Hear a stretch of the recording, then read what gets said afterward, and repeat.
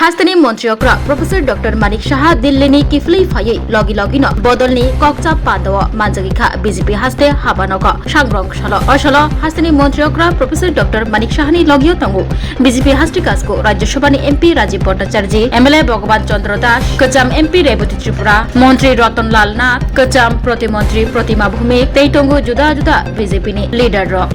की धरनेर माने कैंडिडेट কারা কারা হতে পারে তো ওদের একটা লিস্ট বানানোর জন্য বলা হয়েছে সেই বিষয়ে আলোচনা হয়েছে অনেকগুলো প্রার্থীর নাম আজকে এখানে আলোচনা হয়েছে এবং যখন ডিক্লেয়ার হবে ইলেকশন কমিশন থেকে তো ডিক্লেয়ার হবে এটা যখন এটা তো সেন্ট্রাল ইলেকশন কমিটি থেকে হয় এটা গেল এক নম্বর আর দুই নম্বর হচ্ছে যে আমাদের এডিসি ইলেকশন নিয়ে আগামী দিন আমরা এডিসি ইলেকশনে কীভাবে আমরা চলবো আমাদের রাজনৈতিকভাবে আমরা কিভাবে আমরা সামনের দিকে এগোবো এই বিষয় নিয়ে আজকে আলোচনা হচ্ছে দুটো বিষয় ইলেকশনে কতটা নাম রয়েছে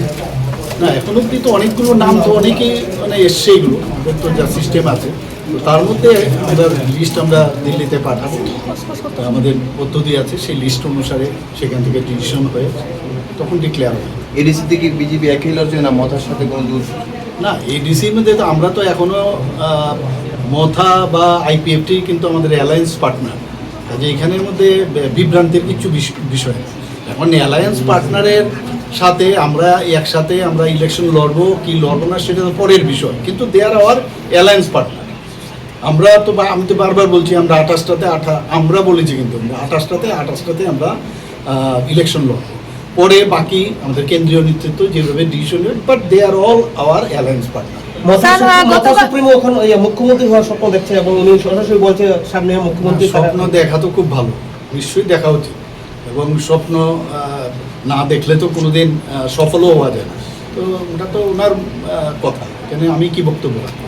আমার কমেন্ট না দেওয়াটাই ভালো স্যার এবার এডিসিতে যদি মথা ক্ষমতায় আসে তাহলে 28-এ আগরতলা দখল করে জনজাতি মুখ্যমন্ত্রী বানানোর কথা প্রদ্যুৎ কিশোর আমি তো বললাম যার এখন তো গণতন্ত্রতে সব কিছুই বলা যায় যেটা আগে কিন্তু আমরা শুনিনি সেই গণতন্ত্র আমি বারবার বলছি ওদের কাছে এখন গণতন্ত্র বুকের বাতাস আগে যখন কমিউনিস্ট পার্টি ছিল তাদের দেখাও যায়নি তখন কিন্তু সেই গণতন্ত্রের বাতাসও ছিল স্বাদে ভরা ঘিয়ের সুবাস লংতরায় কি ভালো খেতে শুদ্ধ ঘিয়ের আবেশ ভরা লংতরায় অপূর্ব সুগন্ধ পুষ্টি ভরা ঘিয়ের খাবার গাওয়া ঘি প্রিয় সবার লংতরায় একেই বলে বিশুদ্ধ ঘি বিশুদ্ধ ঘি নাম মনে রেখো লংতরায় লংতরাই ঘি রোজ খাবারে তোমাকে চাই লংতরায় লংতরায়